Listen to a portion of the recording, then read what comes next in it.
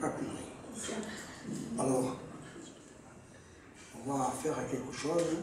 Je vais développer un thème que vous voulez, et après, on fera questions-réponses, si vous voulez. Voilà. Alors, vous savez, c'est un métier, ça, que je pourrais parler pas des heures, pas des jours, mais je crois des années, avec ce que j'ai fait à mon âge. Mais on ne peut pas parler dans une heure de tout ce que je sais, tout ce que je connais, c'est pas possible. Alors moi, ce que je vous propose, c'est, d'ailleurs c'est là, vous voyez, voilà, j'ai amené deux thèmes. J'ai amené, disons, l'América. Tout le monde a entendu parler de la golette América, de l'irrigate América. C'est un bateau mythique, c'est une régate mythique. Le bateau date de 1851. Je suis en train de le construire. Il y a des photos qui sont là. Je me propose de le présenter à Escalade 7 l'année prochaine avec de l'animation. Parce que vous savez que l'année prochaine, ce sont les 350 ans du port de Sète. Il va y avoir 6 jours de manifestation à Escalade 7. Je me propose de faire pendant 6 jours d'animation de construction dont j'apporterai la golette América. Ensuite, le deuxième thème, il est là, c'est le bateau bleu. Le bateau bleu. Alors moi, je pense que il faut dire que là-haut, dans le musée, vous avez la collection de tout ce qu'on peut appeler les bateaux de pêche de la Méditerranée. C'est pas parce que c'est moi qui l'ai fait, mais enfin, ça représente tous les types de bateaux de la Méditerranée.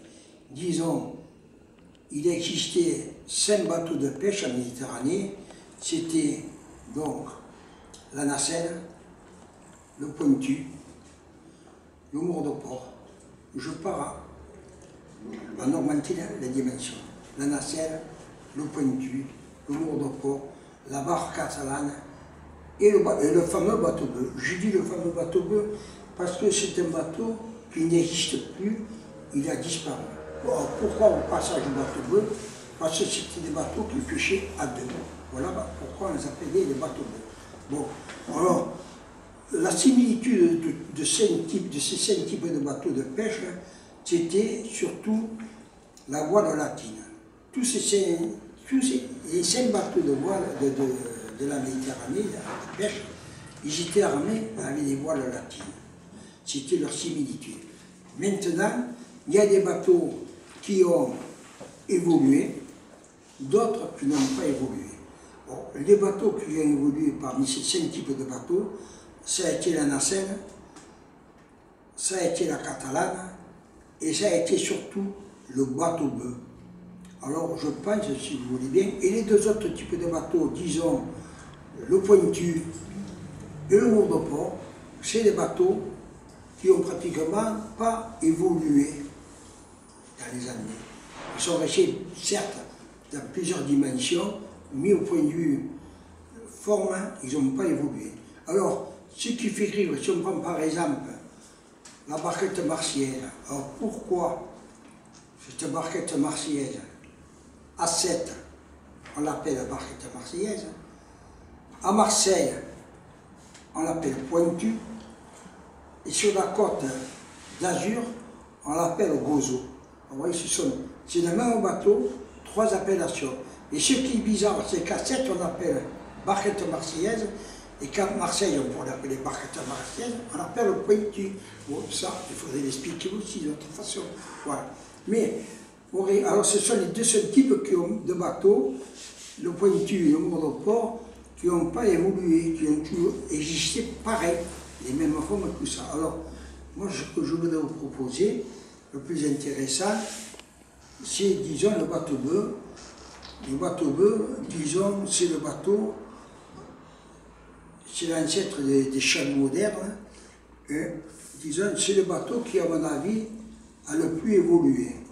Alors, disons, le bateau bleu, vous le voyez en haut, là, c'est un bateau qui a tenu à peu près presque un siècle. Je ne dis pas tout à fait un siècle, Mais pendant un siècle, ce bateau n'a pas tellement évolué.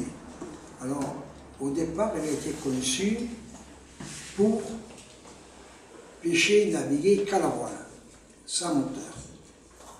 Voilà. Et puis après, dans les années 20, alors disons, ce bateau bleu, disons, filet de fond. Parce qu'il y a des filets de fond, il y a des filets pélagiques, il y a des filets dérivants, mais quand même c'est l'ancêtre du chalut, donc c'est un chalut de fond, un filet de fond. Et ce bateau bleu, c'était l'emblème du port de Sète. Il y a des quantités de photos qui existent sur ce bateau légendaire, le bateau bleu. Mais regardez, là, la photo, il faut considérer qu'à Sète, de ces bateaux, il y en avait 72. Ce qui faisait 36 paires de bateaux. L'idée, alors vous voyez, je reviens à tout à l'heure de ce bateau, 36 paires de bateaux. Disons, il n'y avait que 36, sur 72 bateaux, il n'y avait que 36 filets qui pêchaient. Vous voyez que déjà, et puis des filets d'une autre dimension que ceux que vous avez maintenant. Bon, bref, ça, alors, on attaque encore la polémique. Mais, disons, c'est un bateau qui a été prévu pour naviguer et pêcher à la voile, mais puis, dans les années 20, il y a un problème majeur, c'est que pour entrer et sortir du port, et se mettre sur 2 rangées, là, le long du quai de la Consigne, disons, c'était pas trop facile, à la voile. D'ailleurs, on voit sur votre photo, là, tirer des bords pour se mettre à leur place. Donc, la motorisation, donc, la première motorisation due, et pas due, disons, à une question de puissance, pour ces anciens pêcheurs, avec les mérites qu'ils avaient, c'était surtout pour la question d'appareillage, la question de la navigation dans l'avant-port, pour entrer et sortir. Leur première idée est venue de là, dans la motorisation. D'ailleurs, des premiers moteurs faisaient 40, 50 chevaux, pas plus. Mais dans leurs idées, c'était ça. C'était faciliter la sortie et la rentrée du port. Bon, évidemment, après, ça c'est les années 20. Dans les années 30, il s'est passé autre chose. C'est qu'en définitive, il est apparu ce qu'on appelle les panneaux de pêche. Parce qu'à l'époque, quand ils pêchaient à 2, c'était chaque bateau. Alors ce qui était intéressant, je fais une parenthèse, vous voyez, c'est sûr que je venais dans le musée à Rome, ça c'est une histoire, c'est plus difficile. Vous savez, j'ai lutté 24 ans pour avoir le musée qui est là-haut. Si je dois lutter encore 24 ans pour avoir des trucs comme ça dans le musée, je ne serai plus là. Mais regardez, vous avez des trucs extraordinaires là. Vous avez là, vous ne l'avez pas là-haut, dans la salle des bateaux de pêche, lieu de pêche et de navigation, les endroits où sortir à la pêche, à la voile. Là, vous avez les voiles de ces bateaux bleus. Alors évidemment, il y avait la grande voile. Il faut dire que la grande voile, par rapport à la dimension des bateaux, il était réduite. Pourquoi? Parce que l'antenne n'était jamais descendue. Pour ne pas descendre l'antenne, ils avaient fait une voile moyenne et ils jouaient sur les jeux de phoques. Ils avaient 3 phoques, 1, 2 et 3 en dimension, et puis en plus, ils avaient le tourmentin pour faire une voile d'appui, c'est-à-dire pas beaucoup de vent. Donc, prenant le principe qu'ils ne descendaient pas l'antenne pour mettre une voile plus grande, ils jouaient sur le nombre de voiles. Alors là, vous avez tout ça.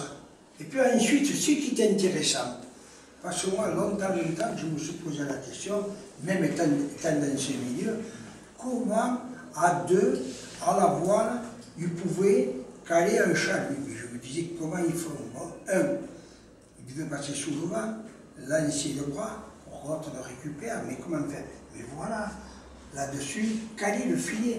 Vous avez toutes les phases de caler un filet par 2 bateaux à la voile. C'est un panneau intéressant, ça. C'est un panneau, comme je sais, je voudrais l'agrandir et qu'on puisse le mettre dans cette salle. Alors, vous avez un tas de plans, de murs blancs, Mais ça devrait, bon, entre autres, c'est des espèces de poissons que nous avons. J'ai un panneau d'espèces de poissons, ça devrait aller à l'eau. Bon, je ne veux pas, de ma conférence, faire de la polémique, mais je me bats pour ça. Mais comme je vous répète, si je dois me battre encore des années pour obtenir ça, mais c'est pas possible. Mais nous avons les éléments à la scène. Et pourquoi pas en profiter aussi, faire des maquettes de filets. Il y a des maquettes de bateaux, pourquoi pas faire des maquettes de filets et agrémenter ça là, qui est magnifique là-haut. Pourquoi? On est toujours contre un mur et à taper. Et non, un jour c'est pour la scénographie, un jour c'est pour l'incendie, un jour c'est pour ceci, un jour c'est pour cela. Mais moi j'ai 88 ans, j'en ai marre, mon temps de vérité. Non, c'est vrai, mais c'est la réalité ce que je vous dis. Alors, là, faites une pétition, vous signez le gouvernement. C'est vrai. Il n'y a pas que ça, j'ai un tas de matériel. Bon, c'est vrai. Bon, on continue. L'autorisation à la sortie des panneaux. Alors, les panneaux permettaient d'écarter les deux bras de filet. Parce que, avant, les bateaux de deux, c'était l'écartement des deux bateaux qui commandaient l'écartement du filet. C'était comme ça. Mais avec l'arrivée des panneaux, ce qui se passait, avec un bateau seul, du fait que les panneaux ouvraient le filet, on pouvait pêcher seul. On n'était pas obligé d'avoir la conserve. Voilà, c'était un avantage. Alors, de ce point-là, c'est parti le fait de ces petits moteurs de les mettre plus puissants. Parce qu'il n'était pas question de traîner un chalut avec un moteur de 40-50 chevaux. Il fallait un moteur au moins de 100-150 chevaux. Mais là, on est arrivé avec ce bateau type à la voile qu'il n'était pas conçu pour installer autant pour des petits moteurs. On avait fait des petites transformations entre le gouvernail, les tambours, pour faire une certaine cage d'hélice avec des hélices de 50, 150, mais après des moteurs de 150 chevaux, c'était des hélices de mètre, mètre 20. Donc il n'y avait plus de possibilité, d'où, à partir de 1936, 37, 38, la transformation de ces bateaux. La transformation arrière de ce bateau bleu pour arriver à réaliser une cage d'hélice. Une cage d'hélice qui pourra adapter un moteur assez puissant et une hélice à peu près d'1 mètre. Voilà. Alors évidemment, à ce moment-là, moi j'étais jeune, j'étais encore dans le chantier, mais à 36-37 ans, j'avais 8-9 ans, alors disons, si j'étais loin de penser à tout ça. Mais il faut reconnaître que mon oncle et mon père, ils ont travaillé là-dessus, à partir de ce moment-là, ils ont transformé en tout 4 anciens bateaux bleus pour mettre une cage d'hélice. Le premier qui a été transformé, c'était le Royal, un bateau bleu qui a été construit chez mon grand-père en 1928. Moi je suis né en 1928, donc il avait mon âge. C'était le premier qui a été transformé. Et disons, il y a une question ils n'ont pas voulu aller trop loin. Ce bateau, il était laid, l'arrière était laid, pourquoi? Parce qu'ils ont coupé à peu près 3 mètres du bateau pour réaliser ce qu'on appelle un cul de poule. Mais ça n'a pas été beau parce qu'ils n'ont pas été assez loin dans la transformation. Donc, ce bateau était laid, mais le second était un peu mieux. Pourquoi? Parce qu'au lieu de prendre 2,50 m, 3 mètres sur l'arrière, ils avaient pris 4 mètres. Mais le quatrième, il était encore mieux que le premier, le second, le troisième, parce qu'ils avaient coupé le bateau en deux. Ils avaient coupé le bateau en deux, ils avaient gardé l'avant, ils avaient transformé tout l'arrière. Il n'y avait plus de facilité. Voilà. Donc on est arrivé à avoir des bateaux. On était passé du bateau bleu arrière droit à un bateau arrière cul de poule. Ces bateaux, ils appellent les culs de poule parce que c'était rond, il y avait une cage d'hélice et on pouvait mettre une grosse hélice. Voilà. Et alors, disons que ça, on est arrivé en 1940-41. Après, il y a une période qui est passée de 43 à 45, c'est que les Allemands, ils avaient réquisitionné tous ces bateaux-bleus pour en faire des patrouilleurs locaux, côtiers, et ils avaient gardé que 5 ou 6 bateaux-bleus pour leur pêche, pour leurs besoins personnels. Mais nous, en chantier, on préparait le bateau de deuxième génération à cul de poule. Voilà. Et en 1945, quand je suis entré dans le chantier, j'en étais là, j'avais tous ces bateaux qui avaient été transformés, j'avais un tas de données, je me suis mis sur ma table à dessin, parce que quand même, j'ai eu l'avantage d'apprendre les dessins, et j'ai dessiné le bateau de nouvelle génération. Et j'ai un plan, il est par là, là-haut, et si vous regardez ce plan qui date de 1946, en bas, j'avais mis à l'époque chalutier à moteur. Donc, on était bien passé en 1946 avec toute cette transformation du bateau à voile au bateau à moteur. Si je l'ai marqué en 1946, maintenant je peux vous dire que c'était vrai en 1946. Donc c'était bien une transition. Mais si je vous ai parlé de l'arrivée des Allemands, c'est qu'ensuite, tous ces pêcheurs, propriétaires de ce bateau-bleu, sachant que le chalutier de nouvelle génération était en cours, alors ils n'ont pas voulu reconnaître leurs anciens bateaux qui étaient échelonnés sur toute la côte méditerranéenne, jusqu'à Gênes. Il y en avait à Marseille, il y en avait à Gênes, il y avait à Nice, ils allaient les voir, ils disaient « mais c'est pas mon bateau, mais c'est pas mon bateau ». Ils savaient qu'ils allaient avoir une subvention, ils savaient aussi qu'ils allaient avoir un bateau moderne. Donc, pour arriver à dire qu'en 1946, il y avait donc 72 bateaux bleus, ce qui fait 36 paires, mais on avait 27 chalutiers en commande de nouvelle génération. Voilà. Malheureusement, on les a pas tous faits pour d'autres raisons. Voilà. Donc, ça, c'est le bateau de deuxième génération. C'est le bateau qui faisait 16,50 m, et c'était de ces déchets que j'ai fait mon bateau, 16,50 m. Ensuite, ce qui s'est passé, c'est qu'il y a eu... Alors ça, c'est un problème, parce qu'il faut dire, dans toutes les transformations, dans toutes les évolutions, quelles qu'ils soient, moi je parle sur le bateau, dans d'autres problèmes c'est pareil, il y a toujours une raison. Bon là, je viens de parler du problème de la motorisation, mais il y avait des raisons pour la motorisation. Ce qu'ils voulaient, c'est pêcher tout seul. Et après, il y a un problème de méthode de pêche. La méthode de pêche a été différente. C'est-à-dire que ces bateaux bleus, et même jusqu'en 1956, avec les chalutiers de deuxième génération, le travail de pêche se faisait de la même façon. Le filet se tirait de l'avant, et la sacoté du poisson était remontée par le milieu. Ça n'avait pas évolué.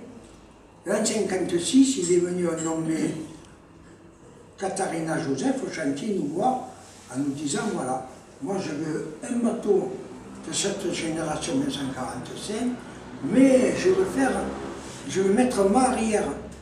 Mais nous on mettait un mât à l'arrière, mais plutôt pour l'esthétique. Mais non, un mât à l'arrière, plus costaud, bien aubané sur l'avant, avec un mât de charme. Ah, mât de charme. Alors on commençait à comprendre, mon père, mât de charme, ouais. Et oui, parce que son idée, lui, c'était plus de tirer le filet par l'avant et ensuite par le côté, parce que par le côté, il faut imaginer que le bateau était à l'arrêt, au roulis.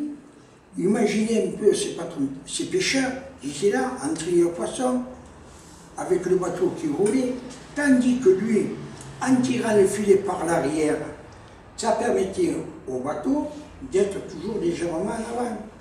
Voilà. Donc, le travail était facilité. Voilà, disons, la pêche par l'arrière. Mais ça, la pêche par l'arrière, c'est pas tellement mieux, c'était en 1956. Bon, mais le problème, c'est que ces bateaux étaient récents avec des arrières à coup de poule. Pointu, à coup de poule. On a commencé à mettre des rouleaux, mais ce rouleau tenait plus ou moins sur le cul de poule, c'était pas pratique. D'où changer encore les formes et faire les arrières à tableau. Vous voyez les arrières à tableau, là, vous avez un rouleau. Vous avez un rouleau là, l'arrière à tableau. Donc c'est plus facile. Alors, le filet ne passait plus par l'avant, il n'était plus monté par le côté, tout était monté par l'arrière. C'était plus facile, le bateau restait en avant, les hommes étaient à l'abri. Voilà. Et ce qui permettait, ces arrières à tableau, c'est d'avoir des arrières plus larges. Voilà. Mais, c'est pas trop pêcheur. Ils ne voulaient pas changer le bateau. Les bateaux, ils avaient à peine 15 ans. Qu'est-ce qu'il a fallu faire? Il a fallu les transformer. La plupart ont été transformés arrière à tableau. Voilà. Et puis après, on est parti directement sur des chalutiers à tableau. Voilà. Vous voyez, bateau bleu, arrière cul de poule et arrière à tableau.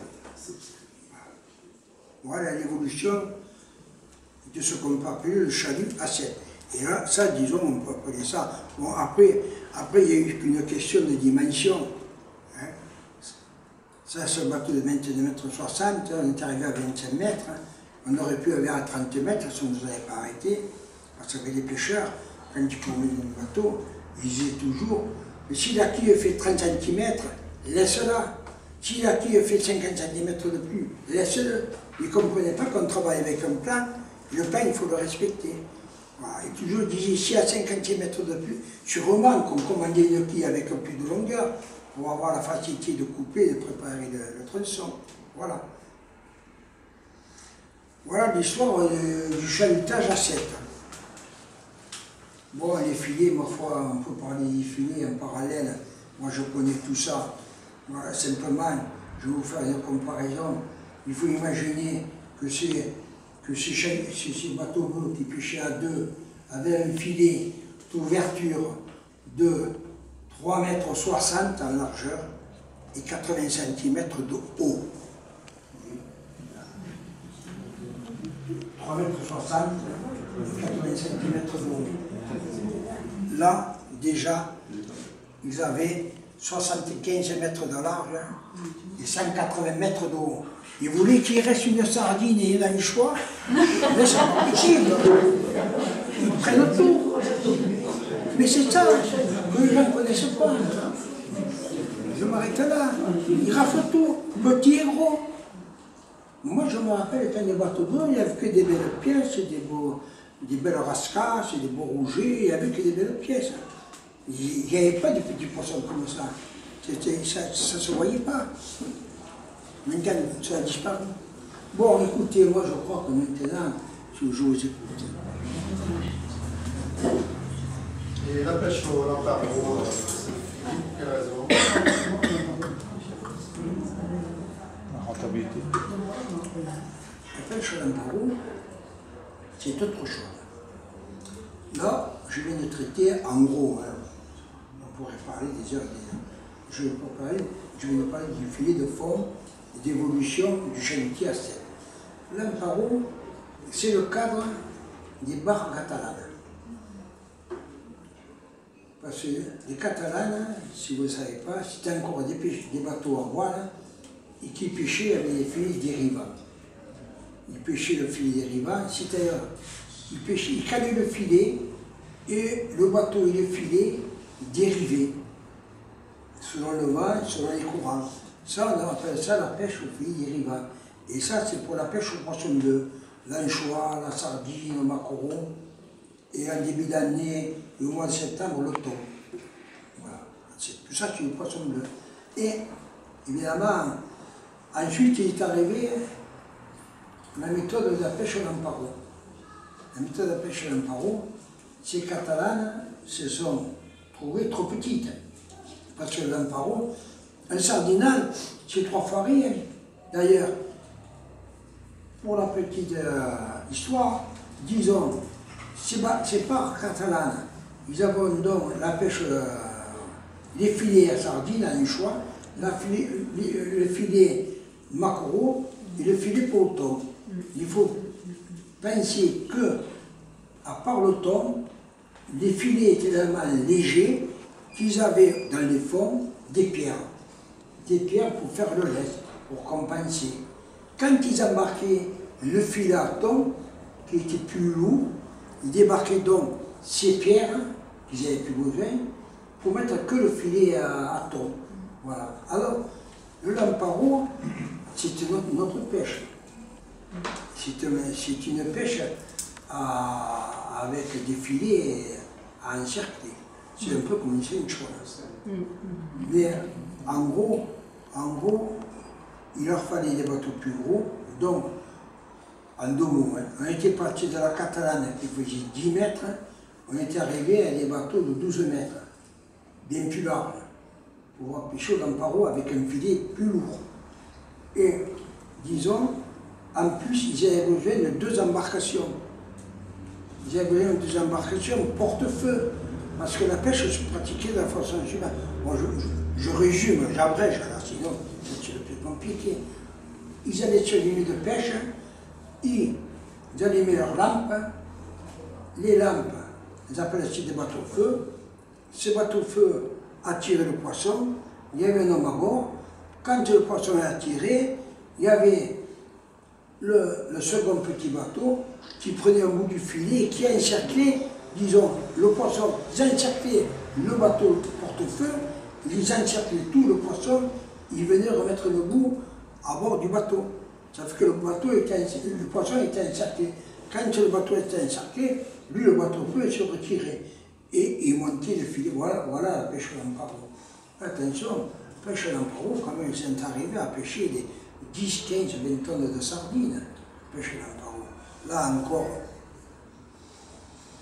Mais enfin, disons, mais à mon avis, le plus meurtrier pour finir dans la pêche, ça a été le pélagique. Le pélagique, c'est une pêche entre 2 eaux. Le pélagique, disons, là, ça ramasse tout entre 2 eaux. Tout le poisson bleu. Voilà. Voilà la pêche au lamparo. C'est un peu comme la pêche au thon. Les bateaux dits petits métiers, à combien ils vont du port? Oh, les petits métiers, ils vont quand même. Ils vont pas très loin. Oh, ils vont à 2-3 000. Ah, Parce que les petits métiers, ils pêchent avec des trémailles. Alors, les petits métiers, hein? Oui, ils ont des roues pour tirer le filet, parce qu'avant, il faut le tirer à la main. Mais maintenant, vous savez qu'ils tirent qu'ils calent les 3-4 km de filet. Il ne faut pas croire, avant, derrière le Brésil, avec mon père, on calait 200 mètres de filet pour pêcher la bouillabaisse tous les dimanches. Mais maintenant, ils calent 3-4 km de filet. Il faut les monter, les 3 km de filet. Non, ils ne vont pas trop loin. Alors, qu'est-ce qu'ils pratiquent, ces petits métiers? Ils pratiquent des trémailles, ils pratiquent la pêche au poulpe, avec des pots, ils pratiquent des bœufs, ils font la petite pêche. On appelle ça des petits métiers. C'est en fonction de la longueur du bateau, je crois. Oh, les bateaux? Oui. Oh, les bateaux, c'est des bateaux qui font à peu près 7-8 mètres. 7-8 mètres, 10 mètres, tout cassé. C'est un peu la Catalane. Voilà. Ça, c'est les petits métiers. Ils font plusieurs métiers. En ce moment, ils sont au thon. Mais au thon, à la mousson, à la ligne. Ah, le thon, la ligne. Là, alors c'est le thon qu'il faut manger, ça. Ouais, il est pas entré dans une cage, celui-là. Sinon, les thoniers qu'on voit le long des filles, Oui, il y en a. ils vont sur Dakar, non? Il y a une personne qui va le thon là, quand ils en pêchent. Je parle des thoniers qu'on voit, vous savez, le long des quais. Oui. Ceux-là, ils vont à Dakar, à peu près, non? Partout, ils vont mal. Il faut aller à... Ils vont à Dakar. Non, Baléares, non, ce sont les thoniers. Non, mais les thoniers ne vont pas à Dakar, ils vont à Libye, ils vont à Malte, ils vont au Baléares, mais ils ne vont pas à Dakar. Non, ils pêchent en Méditerranée, il y a tellement de thon dans la Méditerranée. Ils pêchent là. Ouais. Monsieur, j'ai un petit conflit avec une autre personne qui est dans la salle, c'est sur l'avant des bateaux. J'aime bien la ligne droite de l'étrave du pointu, Et le monsieur me dit que la ligne un peu arrondie de la Catalane, c'est mieux. Ah, mais ne rigolez pas, il rigole là-bas dans ce petit coin. Non, mais je vais vous dire, il faut... Alors, suivez-moi bien, vous qui rigolez là. Le bateau bleu, c'est un bateau qui avait les forts pleines. D'ailleurs, quand on dit bateau bleu, c'est bien son terme. C'était le bateau cossu, il était lourd à démarrer, mais quand il avait démarré, à la voile, il avait tellement d'inertie, personne ne l'arrêtait. Oui, je veux dire, on appelle ça. Alors, il y avait les formes pleines. Alors, là-haut, dans la salle, vous avez les différentes étraves des bateaux que je viens de vous citer, et les arrières des bateaux que je viens de vous citer. Alors, si vous regardez là-haut, vous avez 3 étraves. Vous avez l'étrave du bateau bleu. L'étrave du bateau bleu est arrondie comme ça. Et pourquoi elle est arrondie? Parce que les formes sont arrondies. On ne peut pas faire, c'est illogique, on ne peut pas faire une étrave droite avec des formes rondes. Non, mais c'est une histoire de fou. Il faut faire quand vous avez les formes arrondies, il faut faire une étrave arrondie. Et c'est normal. Ensuite, par l'évolution, ces formes arrondies ont disparu. En 1945, on a fait des formes plus aiguës, plus évasées. Donc, à ce moment-là, il ne fallait plus faire les formes évasées. Le terme, c'est tuliper. C'est le tulipage d'un bateau. On ne pouvait pas faire les bras rondes, ça n'est pas non plus. Si on fait des avants tulipés, il faut que l'avant soit dans le même sens. Vous l'avez là-haut. Mais le troisième modèle d'étrave que vous avez là-haut, ça vient, c'est droit. Hein? Voilà. Bateau bleu arrondi comme ça. La génération 1945 inversée par le tulipage du bateau.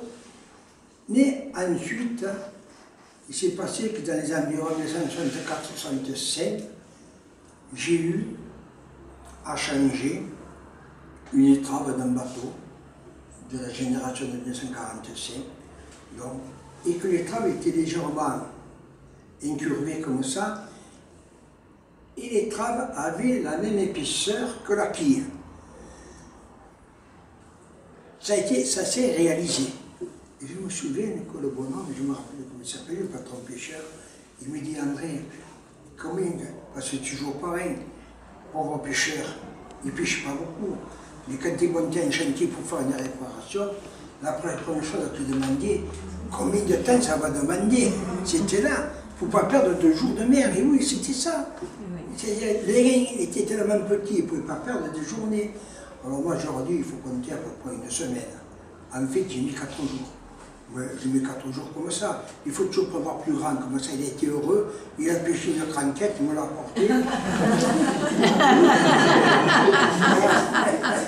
Mais c'est vrai. Et alors, je me suis retrouvé devant ce problème. C'est une merde, ça. Pourtant, c'est toi qui as fait le bateau. Tu as les travaux à changer. J'ai vu. Alors, qu'est-ce que j'ai fait par contre de là? Et je vous réponds.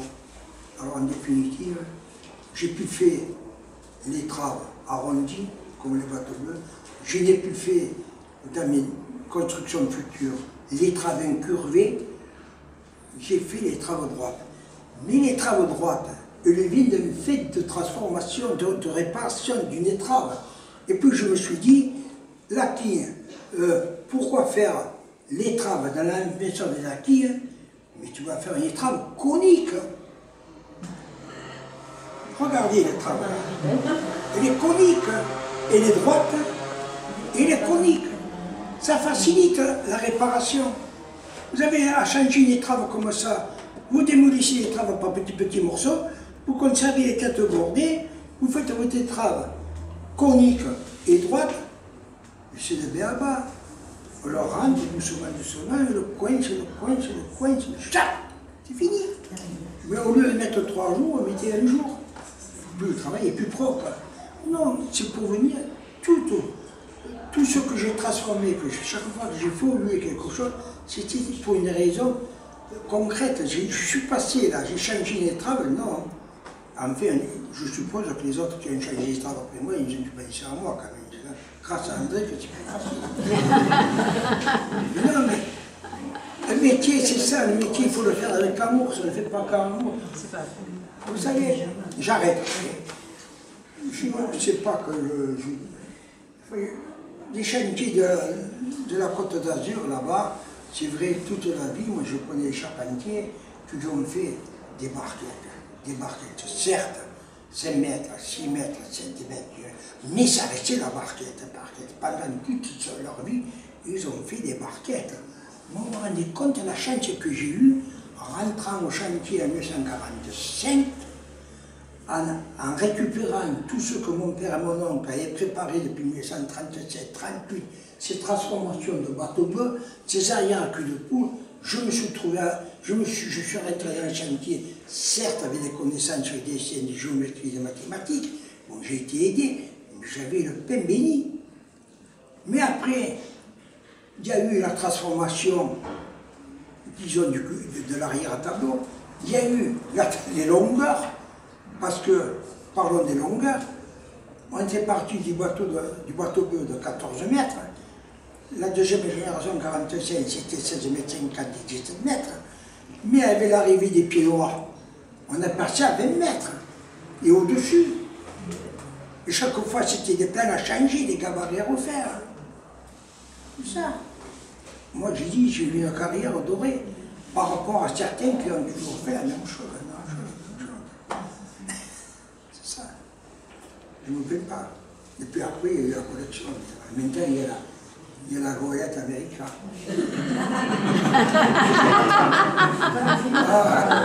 Ma foi, c'est vrai que la goélette américaine, ça m'a demandé au moins 6-7 ans.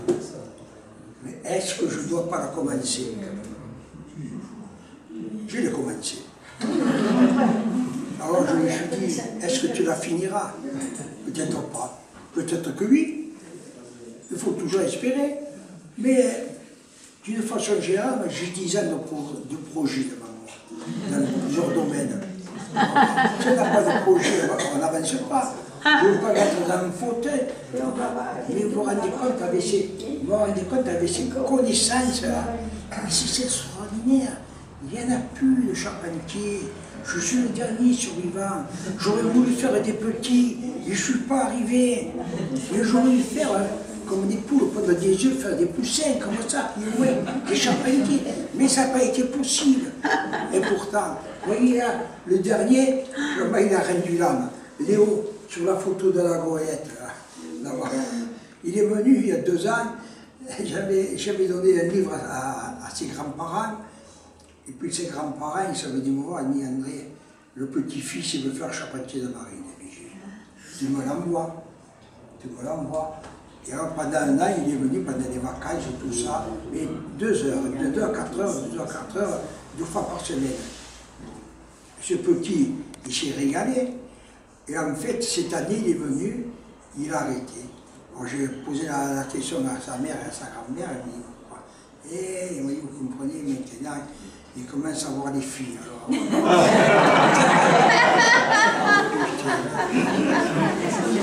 Alors, je me disais, dans le fond l'année dernière, je me disais, c'est le bon Dieu qui tombe du ciel. Un garçon de 15 ans qui veut faire charpentier de marine, j'ai dit, viens. Alors, je lui faisais voir toutes les astuces, les astuces que je n'ai pas pu mettre sur mon livre, c'est trop compliqué. Mais je lui expliquais à mesure qu'on travaillait les astuces. Parce que c'est plein d'astuces le métier. C'est plein d'astuces. Et c'est ça le métier. Vous avez fait évoluer le bateau, la forme du bateau a évolué. Vous l'avez fait évoluer. Oui. Mais en parallèle, il y a eu l'évolution aussi de la voile. De la voile. Qui est allé avec. Alors, la voile, alors, du fait que les bateaux sont passés de la voile moteur, il n'y a plus de voile. Mais à une époque, vous ne faisiez pas les deux. Mais quand même, ils avaient maintenu, pendant un certain temps, au début, c'est vrai, ils avaient maintenu la voile. Mais pendant 5 ou 6 ans, 10 ans, pas plus. Après, ils ont abandonné. Du moment qu'ils avaient le moteur, il y avait des questions. Quelle était l'origine des bois? Des bois? Ouais, du bois, oui.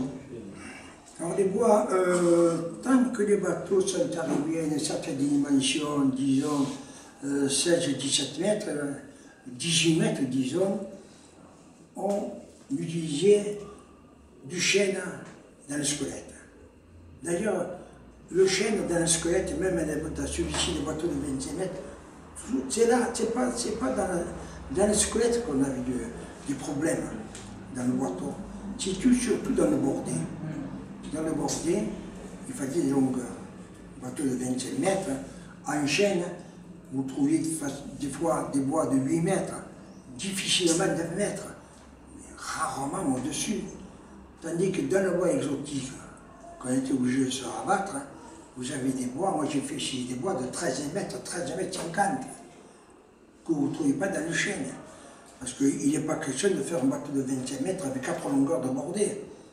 Bon, il faut quelques longueurs en 3, quelques fils en 3 ou en 2. Et il faut travailler avec des longues planches. Alors on s'est rabattu sur les bois exotiques. Le Niangon, l'Iroko, voilà. Mais pas l'obligation. Mais l'ossature, le squelette, le squelette, le barottage, toujours en chêne. Quel que soit le bateau, toujours en chêne. Voilà. C'est primordial, parce que je vais vous dire, un squelette peut faire 2 bateaux. Quand je dis un squelette peut faire 2 bateaux, vous pouvez changer de bordée de pont et de coque en gardant le même squelette. Je vais vous raconter une histoire, on arrête un peu, après